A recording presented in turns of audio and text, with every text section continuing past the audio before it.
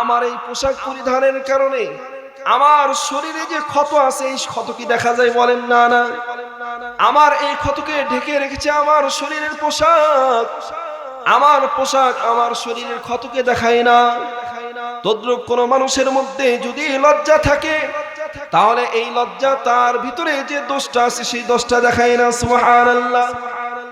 আর আশ্চর্যের কথা, ইবনে মাজাহ শরীফের 4181 নম্বর হাদিসের মধ্যে আল্লাহর পয়গম্বরের সাহাবী হযরত আনাস রাদিয়াল্লাহু তাআলা আনহু বলেন, قال النبي رسول الله صلى الله عليه وسلم, আল্লাহর পয়গম্বর মুহাম্মদুর রাসূলুল্লাহ সাল্লাল্লাহু আলাইহি ওয়াসাল্লাম বলেছেন, ইন্না লিকুল্লি দীনিন খুলুকান, দুনিয়ার মধ্যে যতগুলো ধর্ম আছে প্রত্যেকটি ধর্মের একটা স্বতন্ত্র বৈশিষ্ট্য আছে। হিন্দু ধর্মের একটা স্বতন্ত্র বৈশিষ্ট্য আছে, বৌদ্ধদের একটা স্বতন্ত্র বৈশিষ্ট্য আছে, খ্রিস্টানদের একটা স্বতন্ত্র বৈশিষ্ট্য আছে, এরকম ভাবে ইসলামের একটা স্বতন্ত্র বৈশিষ্ট্য আছে। আল্লাহর পয়গম্বর বলেন, ওয়া খুলুকুল ইসলামিল হায়া, ইসলামের একটা স্বতন্ত্র বৈশিষ্ট্য যেটা শুধুমাত্র ইসলামের মধ্যে পাওয়া যায়, ইসলাম ব্যতীত অন্য কোন ধর্মের মধ্যে পাওয়া যায় না। সেই বৈশিষ্ট্যের নাম হলো হায়া, লজ্জা। সুবহানাল্লাহ। ইসলামের স্বতন্ত্র বৈশিষ্ট্যের নাম কি বলেন? হায়া, লজ্জা। ইসলামের মধ্যে যত লজ্জা পাইবেন অন্য ধর্মের মধ্যে তত লজ্জা নাই। মুসলমানদের যতটুকু লজ্জা দুনিয়ার মধ্যে মুসলমান ব্যতীত অন্য কোন ধর্মের কোন লোকের মধ্যে এত লজ্জা নাই। শুধু তাই নয়, মুসলিম শরীফের 59 নম্বর হাদিসের মধ্যে আল্লাহর পয়গম্বরের সাহাবী হযরত আবু হুরায়রা রাদিয়াল্লাহু তাআলা আনহু বলেন, ওয়ান আবি হুরায়রা রাদিয়াল্লাহু তাআলা আনহু قال قال رسول الله صلى الله عليه وسلم الإيمان بضع وسبعون شعبة, আল্লাহর পয়গম্বর বলেন ঈমানের 70টার উপরে শাখা রয়েছে। কয়টা বলেন তো? 70টার উপরে শাখা। ফাফদালুহা কাউলু লা ইলাহা ইল্লাল্লাহ, এর মধ্যে সর্বোত্তম শাখার নাম হলো আল্লাহ ছাড়া কোনো মাবুদ নাই। কি নাই? আল্লাহ ছাড়া কোনো মাবুদ নাই, এটা স্বীকার করা। আমি আপনি নিজেকে ঈমানদার দাবি করি, ঈমানের তো 70-এর উপরে শাখা রয়েছে। সর্বোত্তম সর্বশ্রেষ্ঠ শাখার নাম হলো লা ইলাহা ইল্লাল্লাহ, আল্লাহ ব্যতীত কোনো মাবুদ নাই, আল্লাহ ব্যতীত ইবাদতের উপযুক্ত কেউ নাই, সেজদা পাওয়ার একমাত্র উপযুক্ত কে বলেন? আল্লাহ। আমার কুরবানি পাওয়ার একমাত্র উপযুক্ত কে বলেন? আল্লাহ। আল্লাহ ব্যতীত দুনিয়ার কেউ এমন নাই যে ইবাদতের উপযুক্ত। আল্লাহ তাআলা হলো ইবাদতের উপযুক্ত, এই কথা স্বীকার করা। ওয়াদনাহা ইমাতাতুল আযা আনিত তরিক, সর্বনিম্ন শাখার নাম হলো রাস্তা থেকে কষ্টদায়ক জিনিসগুলোকে সরানো। সুবহানাল্লাহ। রাস্তায় চলতেছেন, যাইতেছেন, বাজারে যাচ্ছেন, বাড়িতে যাচ্ছেন, বিভিন্ন জায়গায় যাইতেছেন, যাইতে দেখতেছেন রাস্তার মধ্যে একটা কষ্টদায়ক বস্তু, একটা ইটের কণা, একটা লাঠি পড়ে আছে, একটা গাছের ডাল পড়ে আছে। এগুলোর দ্বারা কোনো অন্ধ মানুষের কষ্ট হবে, বৃদ্ধ মানুষের চলাচল করতে কষ্ট হবে, বিভিন্ন যানবাহন চলতে ব্যাঘাত ঘটে যাবে। এই কষ্টদায়ক বস্তুটা আপনি সরায় দেন, এটাও ঈমানের একটা শাখা। সুবহানাল্লাহ। ঈমানের সর্বনিম্ন শাখার নাম রাস্তা থেকে কষ্টদায়ক বস্তুগুলো সরানো। আল্লাহর পয়গম্বর বলেন, ওয়াল হায়াউ শু'বাতুম মিনাল ঈমান, হায়া, লজ্জা হলো ঈমানের একটা বড় অংশ। সুবহানাল্লাহ। হায়া, লজ্জা হলো ঈমানের একটা বড় অংশ। শুধু তাই নয়, হায়া কেমন? হায়া হলো এমন, লজ্জা হলো এমন, যে ব্যক্তি নিজেকে ঈমানদার দাবি করবে সেই ব্যক্তির মধ্যে লজ্জা থাকা আবশ্যক। কারণ একই জিনিসের দুই নাম। আল্লাহর পয়গম্বর মহানবী সাল্লাল্লাহু আলাইহি সাল্লাতু ওয়াস সালাম জামিউস সগীরের 1959 নম্বর হাদিসের মধ্যে আল্লাহর পয়গম্বর সাল্লাল্লাহু আলাইহি ওয়াসাল্লাম বলেন, ইন্নাল ঈমান ওয়াল হায়া কুরুনা জামিআন। ঈমান এবং লজ্জা এটা একই বস্তু, একই জিনিস। ফাইদা রুফিআ আহাদুহুমা রুফিআল আখার। এই দুইটা জিনিসের মধ্যে যদি কোনো মানুষের একটা জিনিস শেষ হয়ে যায়, একটা জিনিস তার থেকে বিদায় নিয়ে যায়, রুফিআল আখার, অটোমেটিক আরেকটা বিদায় নিবে। কোন ব্যক্তির মধ্যে যদি লজ্জা কমে যায়, তার মধ্যে ঈমান ঠিক থাকবে না। লজ্জা কমার সঙ্গে সঙ্গে ঈমানটা তার ভিতর থেকে অটোমেটিক কমে যাবে। আবার কোন মানুষের মধ্যে যদি ঈমান কমে যায়, সেই ব্যক্তির থেকে হায়াটা অটোমেটিক কমে যাবে। একই জিনিসের দুই নাম। যদি কোনো ব্যক্তি নিজেকে ঈমানদার দাবি করে, অবশ্যই তার মধ্যে লজ্জা থাকা আবশ্যক। যার লজ্জা কম তার ঈমান কম, যার লজ্জা বেশি তার ঈমান বেশি। ঈমানের সাথে সাথে হায়া আমাদের ভিতরে রাখা আবশ্যক। কারণ হায়া লাজুক ব্যক্তিকে আল্লাহ তাআলা জান্নাত দিবেন। সুবহানাল্লাহ। তিরমিজি শরীফের হাদিস, আল্লাহর পয়গম্বর মুহাম্মদ আরবি সাল্লাল্লাহু আলাইহি ওয়াসাল্লাম বলেন, আল হায়াউ মিনাল ঈমান। হায়া এটা ঈমানের অংশ। ওয়াল ঈমানু ফিল জান্নাহ। ঈমানদারের জায়গার নাম কি বলেন তো? জান্নাত। আমরা ঈমানওয়ালা কোথায় যেতে চাই বলেন তো? জান্নাতে। আল ঈমান আল হায়াউ মিনাল ঈমান। লজ্জা ঈমানের একটা অংশ। ওয়াল ঈমানু ফিল জান্নাহ। ঈমানদারের জায়গার নাম হলো জান্নাত। এই কথার দ্বারা বোঝা যায় যার ভিতরে লজ্জা আছে সে জান্নাতে যাবে। সুবহানাল্লাহ। যার ভিতরে লজ্জা আছে, এই লজ্জা তো ঈমানের অংশ, আর ঈমানদারকে আল্লাহ তাআলা জান্নাত দিবেন। সুবহানাল্লাহ। সমাজের মধ্যে যার লজ্জা বেশি, এই ব্যক্তি ততটুকুই ঈমানওয়ালা। সুবহানাল্লাহ। সমাজের মধ্যে যার লজ্জা কম, সেই ব্যক্তির ঈমান তত কম। আল্লাহর পয়গম্বর বলেন, আল হায়াউ মিনাল ঈমান। হায়া, লজ্জা, এটা হলো ঈমানের অংশ। ওয়াল ঈমানু ফিল জান্নাহ। ঈমানদারের স্থান হলো জান্নাত। সুবহানাল্লাহ। ওয়াল বাযাউ মিনাল জাফা। নির্লজ্জতা দুর্ব্যবহারের অংশ। নির্লজ্জতা, বেহায়া, বেশরম, এটা হলো দুর্ব্যবহারের মতো। ওয়াল বাযাউ ফিন্নার। আল্লাহর পয়গম্বর বলেন, কোন দুর্ব্যবহারকারী, কোন নির্লজ্জ ব্যক্তি জান্নাতে যাইবে না। নাউজুবিল্লাহ। তাহলে যার মধ্যে আছে ঈমান, সেই ব্যক্তির মধ্যে থাকতে হবে হায়া, লজ্জা। যার মধ্যে আছে হায়া, তার মধ্যে আছে ঈমান, আর ঈমানদারের জান্নাত। আর যার মধ্যে লজ্জা নেই, নির্লজ্জর জায়গার নাম হলো জাহান্নাম। শুধু তাই নয়, আল্লাহর পয়গম্বর মুহাম্মদ আরবি সাল্লাল্লাহু আলাইহি ওয়াসাল্লাম বলেন, ঈমানটা হলো এমন যে ঈমান, যে হায়া দুনিয়াতে কল্যাণ ছাড়া কোনো অকল্যাণ নিয়ে আসে না। হাদিসের মধ্যে আল্লাহর পয়গম্বর বলেন, আল হায়াউ লা ইয়াতি ইল্লা বিখাইর। যদি দুনিয়ার কোন ঈমানদার নিজের মধ্যে হায়া রাখে, নিজের মধ্যে লজ্জা রাখে, লজ্জা তাকে কল্যাণ ছাড়া কখনো অকল্যাণ দেবে না। সুবহানাল্লাহ। যার ভিতরে কল্যাণ আছে, যার ভিতরে হায়া আছে, আল্লাহর পক্ষ থেকে সে সর্বদাই কল্যাণ পাইবে, মঙ্গল পাইবে। সুবহানাল্লাহ। যার ভিতরে হায়া নাই, সে কখনো কল্যাণ পাবে না। আল্লাহর পয়গম্বরের পূর্বে আদম আলাইহিস সালাতু ওয়াস সালাম থেকে নিয়ে আমার আপনার পয়গম্বর পর্যন্ত যতগুলো পয়গম্বর দুনিয়াতে আসছে, সকল পয়গম্বরের সার কথা হলো, ইদা লাম তাস্তাহি। যখন কোন মানুষের মধ্য থেকে হায়া শেষ হয়ে যাবে, লজ্জা শেষ হয়ে যাবে, ফাসনা মা শিতা, তখন সে যা ইচ্ছা তাই করতে পারে। যখন কোন মানুষের মধ্যে থেকে হায়া শেষ হয়ে যাবে, বিদায় নিয়ে যাবে, সমাজের মধ্যে কিছু লোককে দেখবেন তাকে উল্টা সিধা বলেন যাই বলেন, তার হায়া নাই, তার শরম নাই, হেসে উড়ে দেয়। বলে বাজারের মধ্যে কান ধরে ঘুরে এলো, তাতেও শরম হয় না।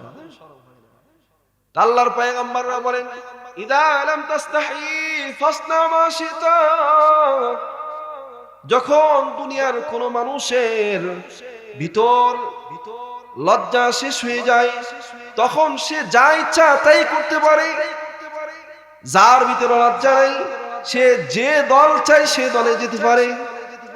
তার কাছে কোনো বাস বিচার নাই, তার কাছে কোনো ভালো মন্দ নাই। অথচ ঈমানের কত দাম, হায়ার কত দাম। আল্লাহর পয়গম্বর মুহাম্মদ আরবি সাল্লাল্লাহু আলাইহি সাল্লাতু ওয়াসসালাম সাহাবীদেরকে বলেন, তিরমিজি শরীফের 2458 নম্বর হাদিস, হযরত আব্দুল্লাহ ইবনে মাসউদ রাদিয়াল্লাহু তাআলা আনহু বলেন, আল্লাহর পয়গম্বর সাল্লাল্লাহু আলাইহি ওয়াসাল্লাম বলেন, ইস্তাহিউ মিনাল্লাহি হাক্কাল হায়া। আমার সাহাবারা, আমার উম্মতেরা, তোমরা আল্লাহ তাআলাকে লজ্জা করার মতো লজ্জা করো, তোমরা আল্লাহকে লজ্জা করো। সাহাবায়ে কেরাম বললেন, কুলনা ইয়া রাসূলুল্লাহ, ওগো আল্লাহর পয়গম্বর, ইন্না লানাস্তাহি ওয়াল হামদুলিল্লাহ, অবশ্যই আমরা আল্লাহ তাআলাকে লজ্জা করি, সমস্ত প্রশংসা আল্লাহ তাআলার। আল্লাহর পয়গম্বর বলেন, আলা লাইসা যাক, এই রকম লজ্জা নয়, ওয়ালাকিন্নাল ইস্তিহয়া মিনাল্লাহি হাক্কাল হায়া। তোমরা যে লজ্জার কথা বলো সেই লজ্জা নয়। আর লজ্জা তো ওই পুরুষ করে যে পুরুষ বিবাহের জন্য শ্বশুর বাড়িতে প্রথম দিন যায়। এখানে বিবাহ করছেন কে কে বলেন তো? করছেন তো? বলেন তো, বিয়ের দিন কি করছেন? রুমাল দিচ্ছেন না একটা? মুখে রুমাল ধরছেন না?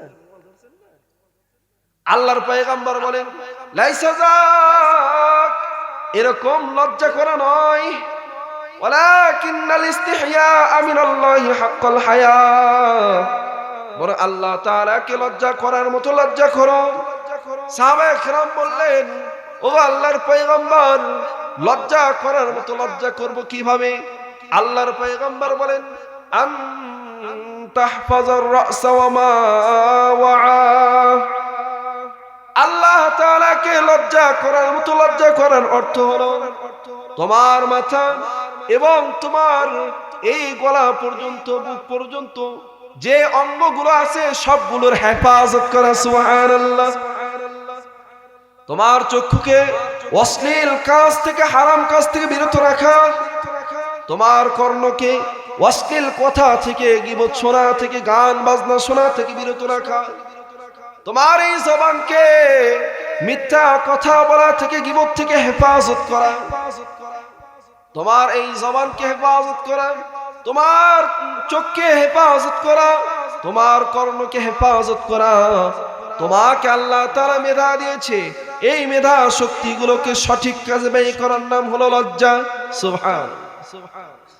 আল্লাহর পয়গম্বর বলেন, শুধু তাই নয়, ওয়ান তাহফাযাল বাতনা ওয়া মা হাওয়া। আল্লাহ তাআলা তোমাকে যে পেট দিয়েছে, পেট এবং পেটের মধ্যবর্তী যে অঙ্গগুলো আছে সেগুলোর হেফাজত করা। তুমি আল্লাহকে দেখে দেখে রুমাল দিলা আর বলো আল্লাহ তোমাকে দেখে লজ্জা পাই, এই লজ্জা নয়। আল্লাহকে দেখে দেখে তুমি মুখে রুমাল লাগাও, এদিকে সুদ ঘুষ নিজের পেটের মধ্যে ঢুকাও। আল্লাহকে দেখে দেখে লজ্জা করো, অথচ অপর নারীর সাথে পরকীয়াতে লিপ্ত হও, এটার নাম লজ্জা নয়। আল্লাহর পয়গম্বর বলেন, তোমার পেট এবং পেটের মধ্যবর্তী যতগুলো অঙ্গ আছে সকল অঙ্গগুলোকে আল্লাহর ভয়ে হেফাজত করা। শুধু তাই নয়, আল্লাহর পয়গম্বর বলেন, আনতা তাযাক্কারাল মাউত ওয়াল বিলা। আমার সাহাবায়ে কেরাম, আল্লাহ তাআলাকে লজ্জা করার অর্থ হলো এমন তুমি তোমার মৃত্যুর কথা অধিক স্মরণ করো, তুমি তোমার মৃত্যুর কথা অধিক স্মরণ করো। আমাকে একদিন মৃত্যুবরণ করতে হবে, আমার সুন্দর এই প্রাসাদ ছেড়ে আমাকে একদিন যেতে হবে, এত সুন্দর পরিবার, সন্তান, স্ত্রী ছেড়ে একদিন আমাকে চলে যেতে হবে।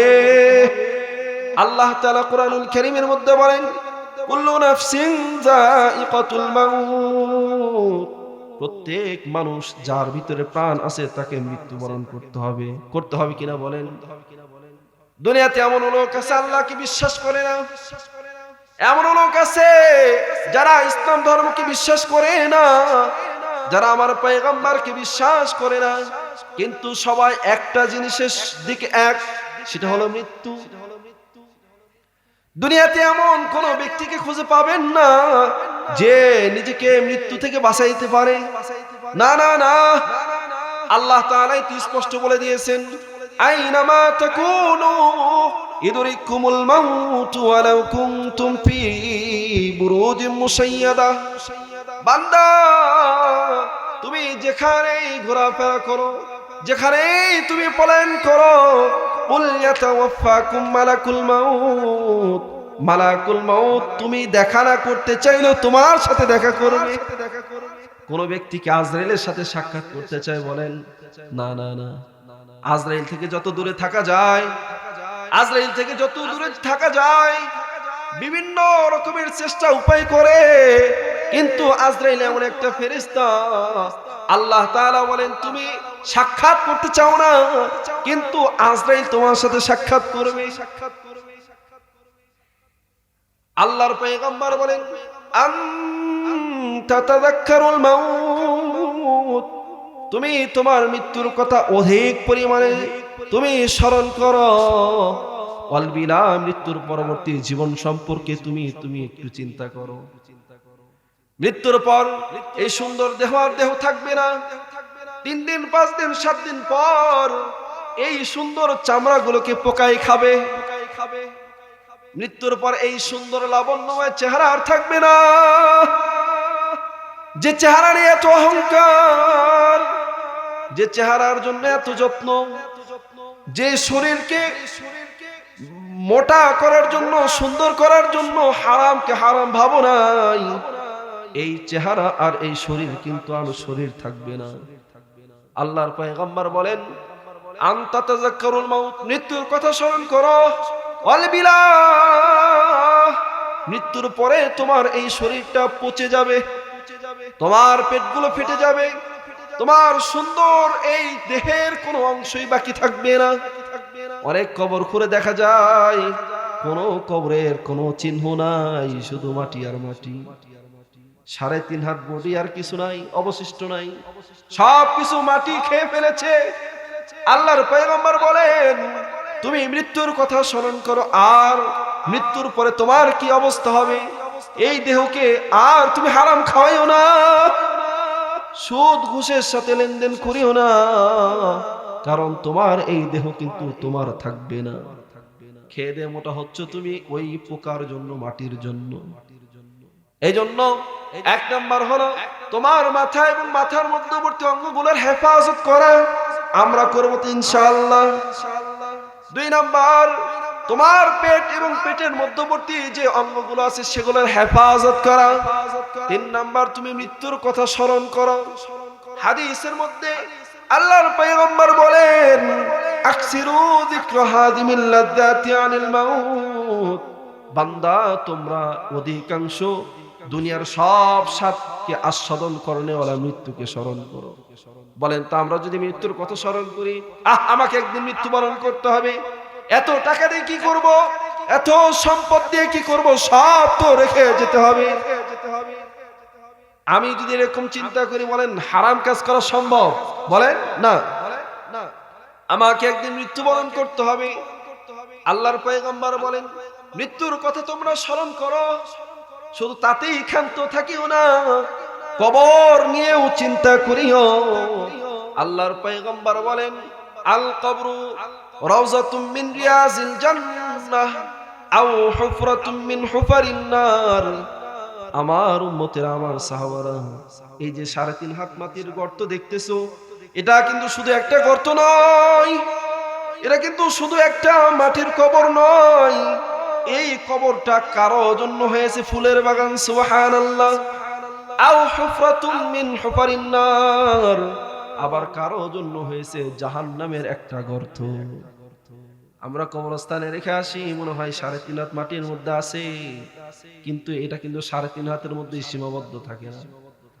যদি কোনো বান্দা নিজে নেক আমল করে, আল্লাহর দেওয়া হুকুম মতে নিজের জীবনকে পরিচালনা করে, তার জন্য 3.5 হাত কবর তার দৃষ্টির সমপরিমাণ প্রশস্ত হয়ে যায়, সুবহানাল্লাহ। জান্নাত থেকে বাতাস প্রবাহিত হয়। আর পক্ষান্তরে যদি কোনো ব্যক্তি নাফরমানের জিন্দেগি নিজে পালন করে, আল্লাহর হুকুম আহকামগুলোকে সঠিকভাবে পালন না করে, তাহলে এই 3.5 হাত কবর কিন্তু আর 3.5 হাত থাকে না। দুই পাশের মাটিগুলো এত চাপিয়া চাপিয়া আসে যে বান্দার এক পাশের হাড়গুলো অপর পাশে ঢুকিয়া যায়, শরীরের হাড্ডিগুলো মটমট করে ভেঙে যায়।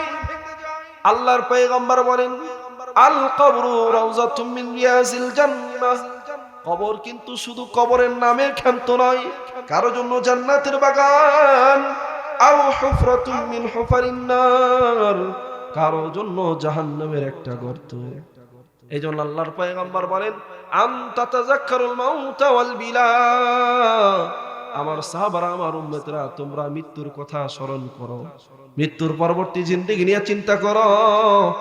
আল্লাহর পয়গম্বর বলেন, ওমান আরাদাল আখিরাহ, কোন বান্দা যদি আখিরাতের ভালাই চায়, কোন বান্দা যদি আখিরাত চায়, তারাকা জিনাতাদ দুনিয়া, সে যেন দুনিয়ার সৌন্দর্যতাকে বিসর্জন দিয়ে দেয়।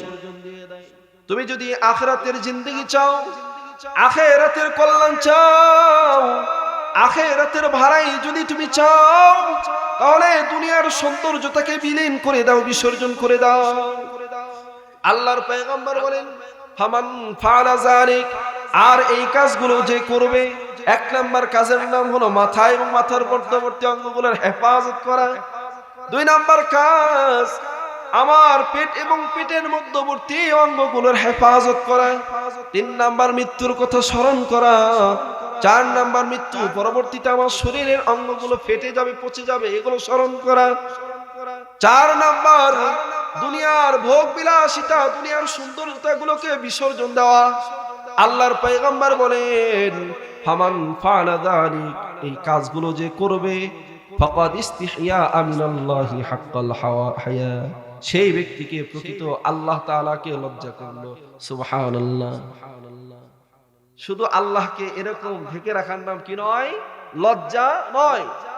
আল্লাহর কাছে আমাকে যেতে হবে, আল্লাহর কাছে আমাকে হিসাব দিতে হবে, এই যে একটা লজ্জা।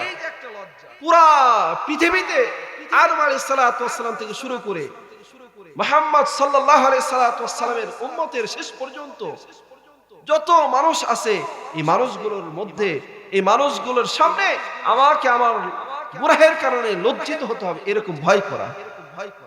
আর এই ভয়ে গুনাহ থেকে বেঁচে থাকা। কেমন গুনাহ থেকে বেঁচেছিলেন আল্লাহর পয়গম্বরের সাহাবীরা? ছোট্ট একটা ঘটনা বলি। আল্লাহর পয়গম্বরের সাহাবী হযরত উমর একদিন আল্লাহর পয়গম্বরের দরবার ছেড়ে নিজের বাসার দিকে আসতেছেন। বাসার দিকে আসতেছেন, পথিমধ্যে একজন ব্যক্তিকে দেখেন হাউমাউ করে কান্না করতেছে। এক যুবক হাউমাউ করে কান্না করে, তার কান্নার আওয়াজে মনে হয় দুনিয়ার সমস্ত গাছগুলো কান্না করে, আসমান কান্না করে, জমিন কান্না করে। আল্লাহর পয়গম্বরের সাহাবী হযরত ওমর রাদিয়াল্লাহু তাআলা আনহু বলেন, ও ভাই, তুমি কেন কান্না করো? তোমার কান্না করার কারণ কি? যুবক বলে না কান্না করে, যুবক বলে না কান্না করে। আল্লাহর পয়গম্বরের সাহাবী আল্লাহর পয়গম্বরের নিকটে ফিরে এসেছেন। আল্লাহর পয়গম্বর বলেন, হে ওমর, তুমি গেলা আমার দরবার থেকে খুশি হইয়া আসতেছো, কান্না করতে করতে কি হয়েছে তোমার? পয়গম্বরের সাহাবী হযরত ওমর ফারুক রাদিয়াল্লাহু তাআলা আনহু বলেন, ও ও আল্লাহর পয়গম্বর, আমি আপনার দরবার থেকে বাড়ির পথে যাচ্ছি, যাইতে যাইতে পথের মধ্যে একজন যুবককে দেখে হাউমাউ করে কান্না করে। আমি তাকে কান্নার কথা জিজ্ঞেস করি, সে বলে না, মনে হয় দুনিয়া থেকে কেউ তার বিদায় নিয়ে চলে গেছে। আল্লাহর পয়গম্বর বলেন, যুবককে আমার দরবারে নিয়ে আসো। আল্লাহর পয়গম্বরের সাহাবী হযরত ওমর রাদিয়াল্লাহু তাআলা আনহু যুবককে নিয়ে আসলেন। যুবককে নিয়ে আসার পর আল্লাহর পয়গম্বর ওই যুবকের কান্না দেখে দেখে জিজ্ঞাসা করেন, হে যুবক, তুমি কেন কান্না করো? তোমার কি দুনিয়া থেকে মা চলে গেছে, তুমি কান্না করো? তোমার কি দুনিয়া থেকে তোমার পিতা চলে গেছে, কোন আত্মীয় কোন নিকটবর্তী মানুষ চলে গেছে যে তুমি কান্না করো? যুবক বলে না। যুবক কান্না করতেছে। যুবকের কান্না দেখে সাহাবারা কান্না করে, এমনকি আমার পয়গম্বর নিজেও কান্না করতেছে। যুবক, কেন কান্না করো? তোমার কি দুনিয়া থেকে কোন আপন ব্যক্তি চলে গেছে, তুমি কান্না করতেছো? বলো তোমার কান্না করার কারণ কি? যুবক বলে, ও আল্লাহর পয়গম্বর, আমি এমন একটি কর্ম করেছি, আমি এমন গুনাহ করেছি, মনে হয় আল্লাহ আমার এই গুনাহের কারণে আমাকে কখনো ক্ষমা করবেন না। আল্লাহর পয়গম্বর বলেন, ও যুবক, তুমি কি গুনাহ করছো? তুমি কি কাউকে খুন করেছো? তুমি কি কাউকে আঘাত করেছো?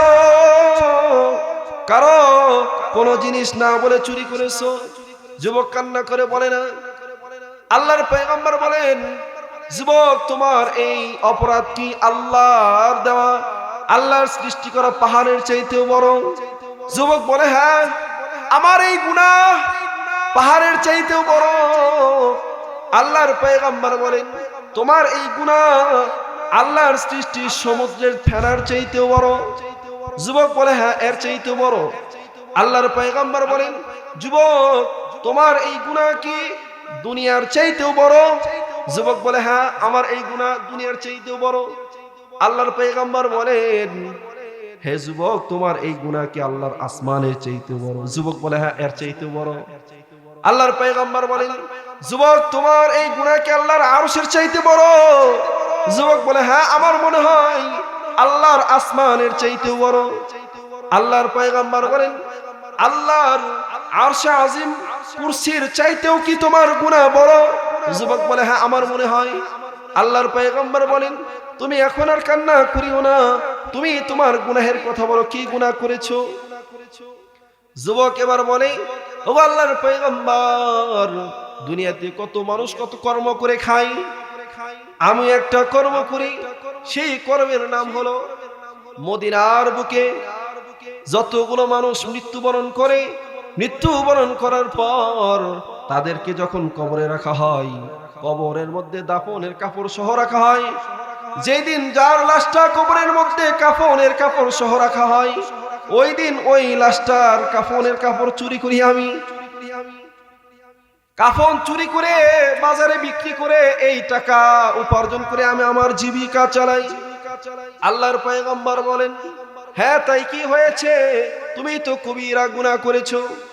যুবক বলেন, ও আল্লাহর পয়গম্বর, আমার গুনাহ তো এতটুকুতেই ক্ষান্ত নয়। একবার শুনতে পাই মদিনায় একটা যুবতী কন্যা মৃত্যুবরণ করেছে। মৃত্যুবরণ করার পর ওই দিন তাকে কবরস্থ করা হলো।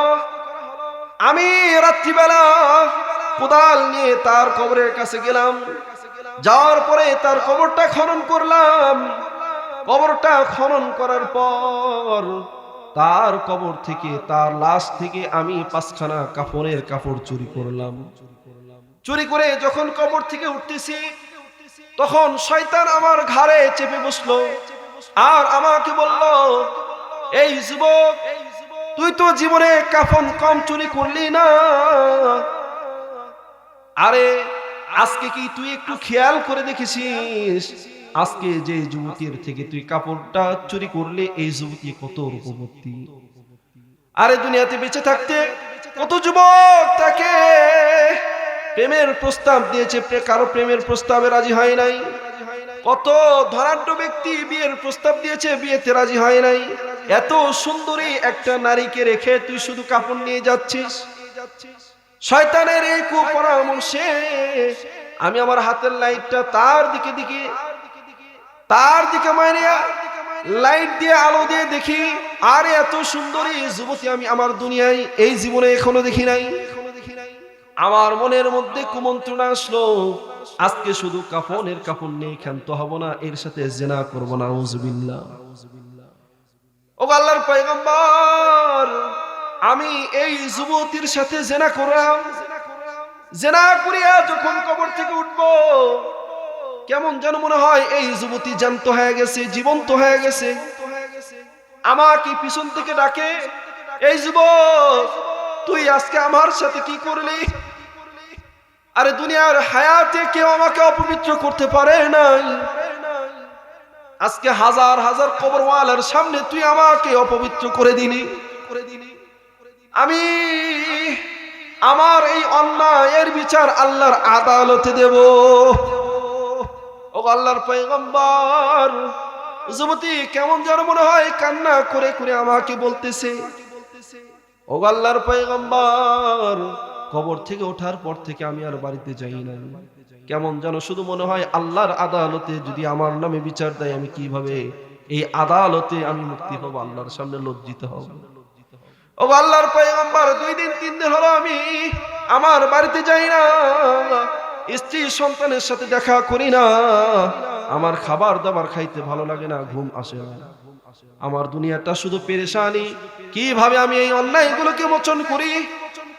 আল্লাহর পয়গম্বর নিজেও শুনলেন, শুনে বলেন, হ্যাঁ এটা তো মারাত্মক গুনাহ। একজন মৃত মানুষ, তার শরীর থেকে তুমি কাফনের কাপড়গুলো চুরি করলা, আবার তার সাথে তুমি জিনা করলা, এর তো বড় গুনাহ।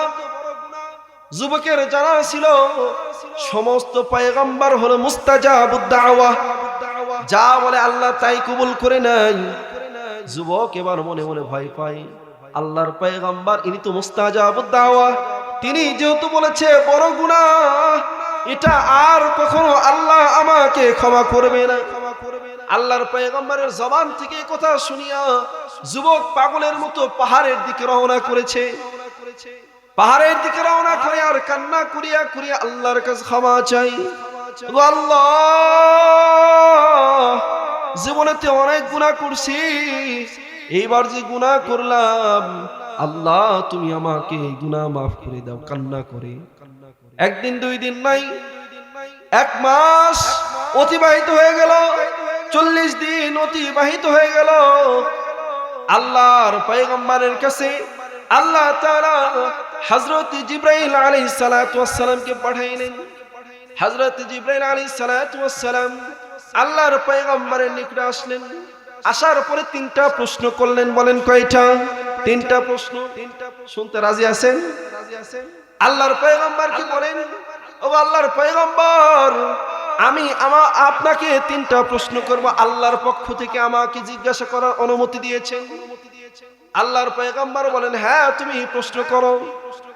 জিবরাইল আলাইহিস সালাতু ওয়াস সালাম বলেন, আল্লাহ তাআলা আপনাকে প্রশ্ন করেছেন, দুনিয়ার সব মাখলুককে আপনি সৃষ্টি করেছেন না আল্লাহ সৃষ্টি করেছেন? বলেন তো আমাদের সৃষ্টিকর্তার নাম কি? আল্লাহ। আমাদের বানানেওয়ালার নাম হলো আল্লাহ। আল্লাহর পয়গম্বর বলেন, আমাকে সমস্ত মাখলুক এবং আমাকে সহ সৃষ্টি করেছেন আল্লাহ। জিবরাইল আলাইহিস সালাতু ওয়াস সালাম বলেন, ও আল্লাহর পয়গম্বর, 2 নম্বর প্রশ্ন হলো, আল্লাহ তাআলা আপনাকে প্রশ্ন করেছেন, দুনিয়ার সকল মাখলুককে আপনি রিজিক দেন না, কে দেয়? বলেন তো আমাদের রিজিক দেন কে? আল্লাহ। আল্লাহর পয়গম্বর বলেন, দুনিয়ার সমস্ত মাখলুককে এমনকি আমাকে সহ রিজিক দেন আল্লাহ। জিবরাইল আলাইহিস সালাতু ওয়াস সালাম বলেন, ও আল্লাহর পয়গম্বর, 3 নম্বর প্রশ্ন হলো, আল্লাহ তাআলা আপনাকে জিজ্ঞাসা করেছেন, সকল মানুষকে ক্ষমাকারী আপনি না আল্লাহ? বলেন তো এত গুনাহ কে ক্ষমা করবেন? আল্লাহ। ও আল্লাহ, তুমি আমাদের সকলের গুনাহগুলোকে maaf করে দাও। বলেন আমিন। আল্লাহর পয়গম্বর বলেন, সমস্ত মাখলুকের সমস্ত ভুল ত্রুটি, সমস্ত গুনাহগুলোকে ক্ষমা করবেন একমাত্র আল্লাহ।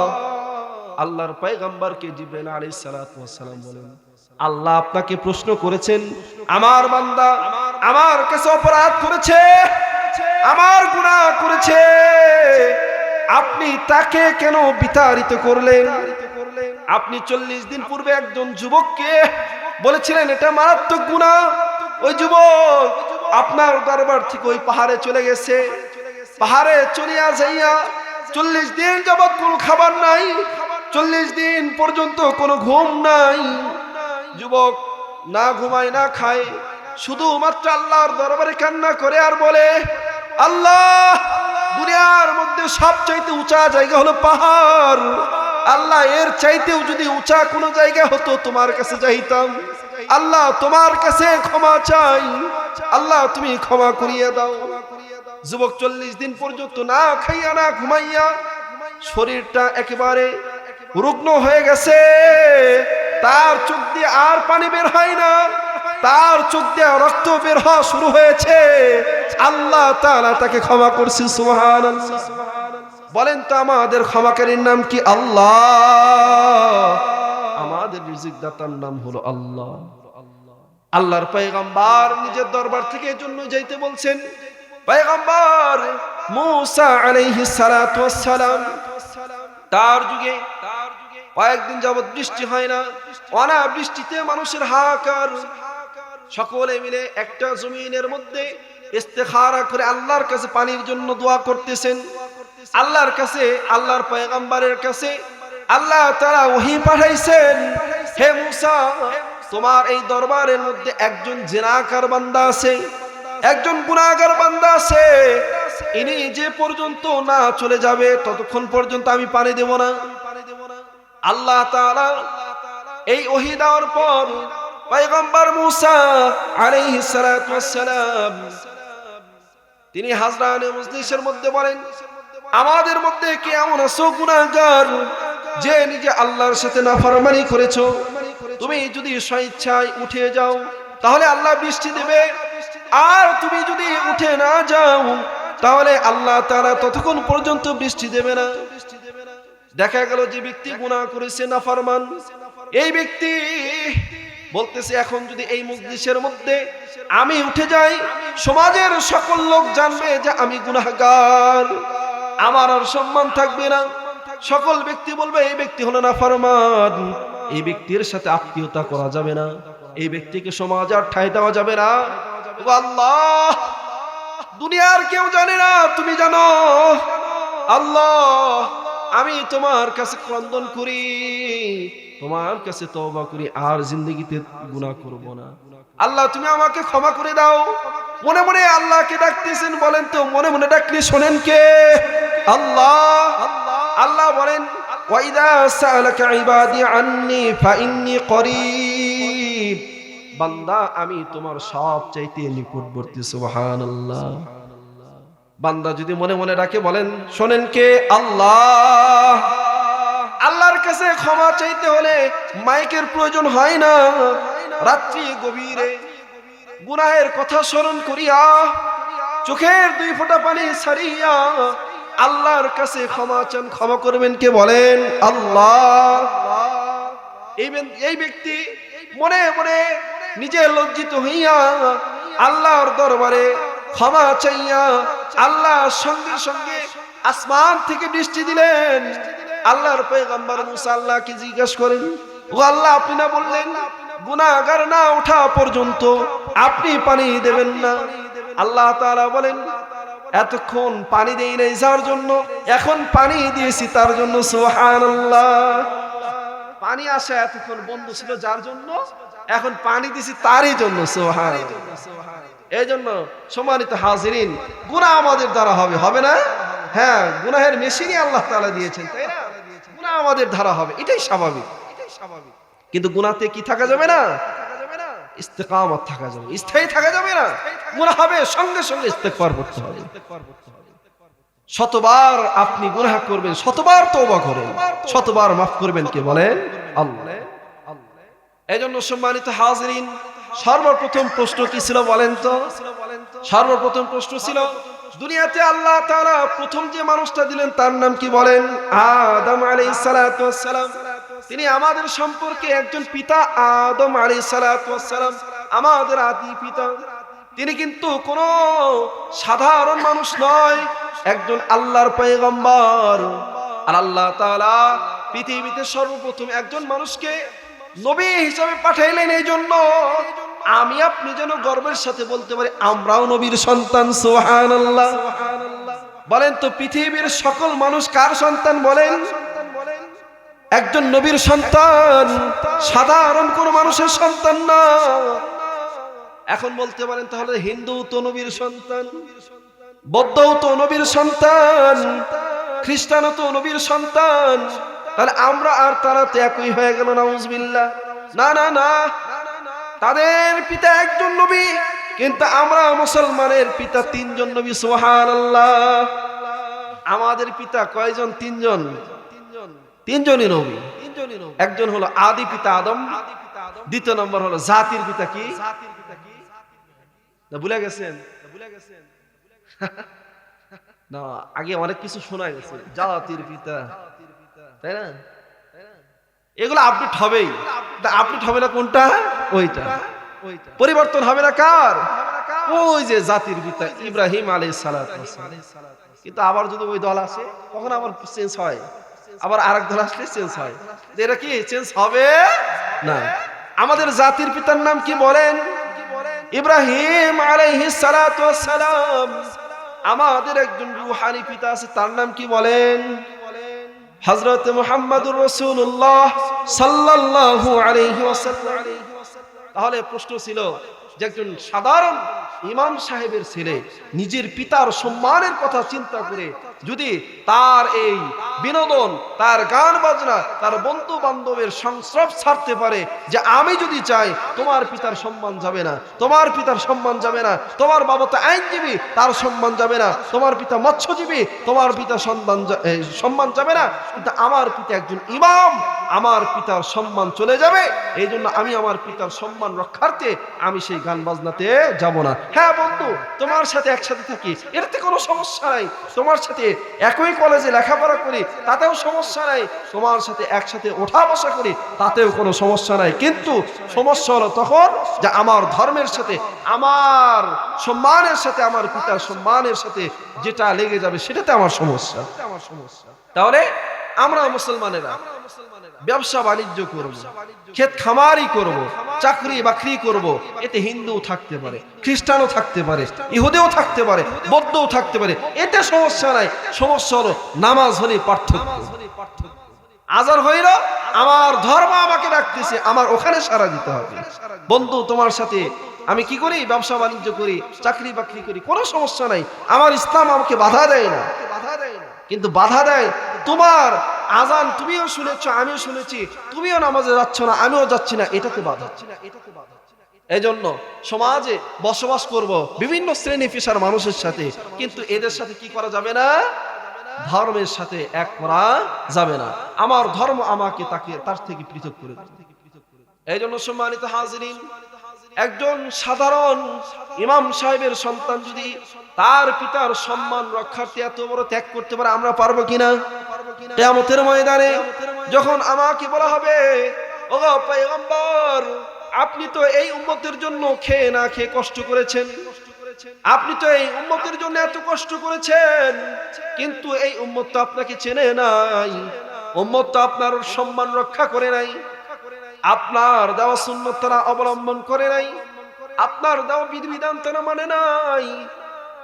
তাহলে বলেন আমাদের পিতা লজ্জিত হবে কি হবে না? অবশ্যই হবে। আরে তুমি আমার উম্মত, তোমার জন্য এত কষ্ট করলাম, কিন্তু তুমি আমার কি রাখলা না? সম্মান রক্ষা করলা না। বলেন তো, যার সম্মান না রক্ষা করবে সে কি আমাকে সুপারিশ করবে? না না। এই জন্য নবীর যদি সুপারিশ পেতে চাই, নবীর যদি সুপারিশ আমরা পেতে চাই, তাহলে কি করা যাবে না? গুনাহ করা যাবে।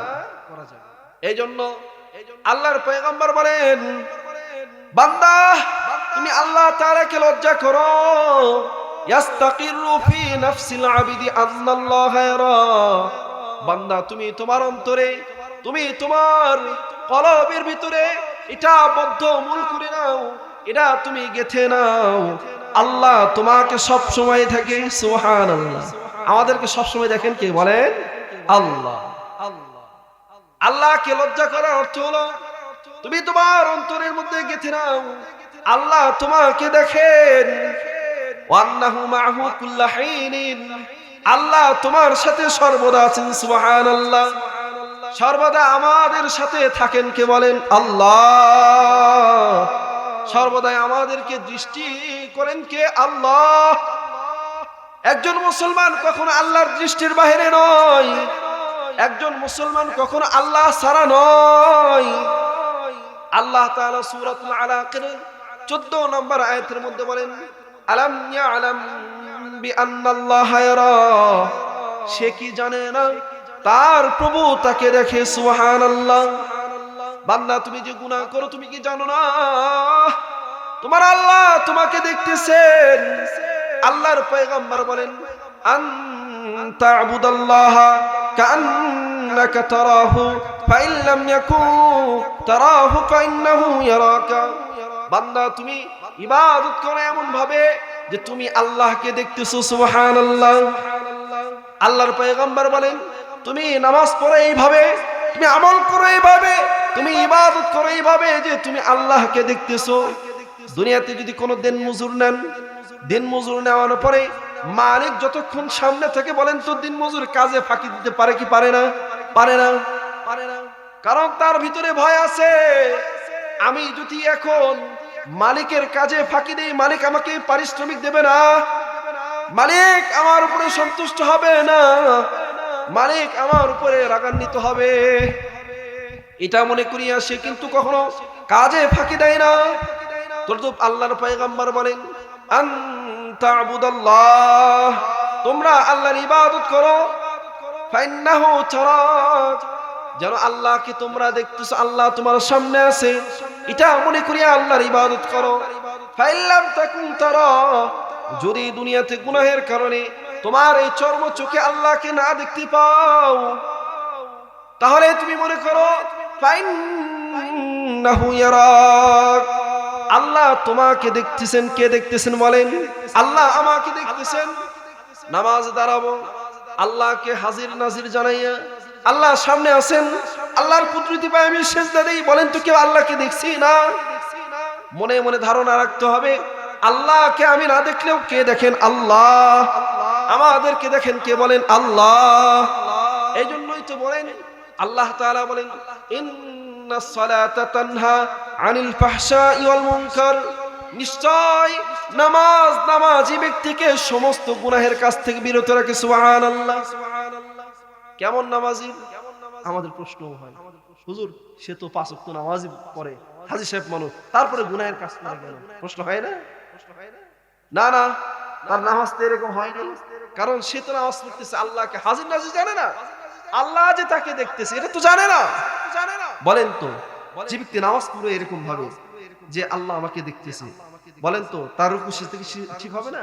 রুকুবার দিকে অন্যদিকে তাকাবে না, তার ভিতরে সর্বদা ইয়াকিন আসবে, বিশ্বাস আসবে যে আমি যে চুরি করতেছি রাত্রির অন্ধকারে, অপর জনের জিনিসটা নিচ্ছি, কেউ না দেখলে দেখতেছেন কে? আল্লাহ। এটা যার মধ্যে থাকবে, বলেন তো সে কি কখনো গুনাহ করতে পারে? না। এই জন্যই তো আল্লাহ বলেন, আলাম ইয়ালাম বিআন্নাল্লাহা ইয়ারা, সে কি জানে না আল্লাহ তাকে দেখতেছে? বলেন তো আজকে থেকে যদিও কখনো গুনাহের কাজ হয় তখন মনে করব কে কে দেখেন? বলেন তো আল্লাহ। দুনিয়ার মালিক আমাকে দেখে না, দুনিয়ার আমি যার দিন মজুর হয়েছি সে হয়তো বা দেখে না, কিন্তু দেখেন কে? আল্লাহ। আল্লাহ তাআলা বলেন সূরাতুল কফ 16 নম্বর আয়াতের মধ্যে আল্লাহ বলেন, ওয়ালাকাদ খালাকনাল ইনসান ওয়া না'লামু মা তুওয়াসবিসু বিহি নাফসু, বান্দা তোমাকে সৃষ্টি করেছি আমি আল্লাহ। আমাদের সৃষ্টিকারী কি? বলেন আল্লাহ। আল্লাহ বলেন ওয়ালাকাদ খালাকনাল ইনসান, আমি মানুষদেরকে সৃষ্টি করেছি, ওয়া না'লামু মা তুওয়াসবিসু বিহি নাফসু, বান্দার অন্তর বান্দার নফস তাকে যে কুমন্ত্রণা দেয় এটাও আমি জানি। বান্দার মনে মনে যে গুনাহের কথা চিন্তা করে কল্পনা করে এটা জানেন কে? বলেন আল্লাহ। আমাকে সৃষ্টি করেছেন আল্লাহ। আমার ভিতরে যে নফস আছে এটা আমাকে যে কুমন্ত্রণা দেয়, আমি কল্পনায় যে গুনাহ করি সেটাও জানেন আল্লাহ। আল্লাহ বলেন ওয়া না'লামু মা তুওয়াসবিসু বিহি নাফসু, বান্দার ভিতরে যে নফস কুমন্ত্রণা দেয় এটাও জানি আমি আল্লাহ। ওয়া নাহনু আকরাবু ইলাইহি মিন হাবিলিল ওয়ারিদ, আমি আল্লাহ তাআলা বান্দার এই ধমনীর চাইতেও নিকটে। সুবহানাল্লাহ। আমার এই ধমনীর চাইতেও নিকটে কে? বলেন আল্লাহ। এজন্য আজকে থেকে যখন নাফরমানি কাজে আমি লিপ্ত হব তখন মনে করব দুনিয়ার কেউ না দেখলে দেখেন কে? আল্লাহ। আল্লাহ আমাকে দেখতেছেন, আল্লাহ আমার সাথে আছেন। এটা যখন আমার অন্তরে গেঁথে যাবে তখন কোনো গুনাহ হওয়া সম্ভব না, তখন কোনো গুনাহ হওয়া সম্ভব না। আমাকে মনে রাখতে হবে এই গুনাহের জন্য আল্লাহর আদালতে আমাকে দাঁড় হতে হবে, আল্লাহর কাছে জবাব দিতে হবে। ফামাইয়ামাল মিসকালা যাররাতিন শাররান ইয়ারা, যাররা পরিমাণ গুনাহ যদি কোনো ব্যক্তির থাকে এটারও শাস্তি ভোগ করতে হবে। এই জন্য সম্মানিত হাজিরিন, আজকে থেকে আমরা ভয় করব কাকে? বলেন আল্লাহকে। লজ্জা করব কাকে? বলেন আল্লাহকে। আল্লাহ তাআলা আমাকে আপনাকে সকলকে আল্লাহকে ভয় করা এবং আল্লাহকে লজ্জা করে দুনিয়ার এই জিন্দেগিতে আল্লাহ তাআলা ঈমানের সহিত কবরে যাওয়ার তৌফিক দান করুন। সকলে বলে আমিন।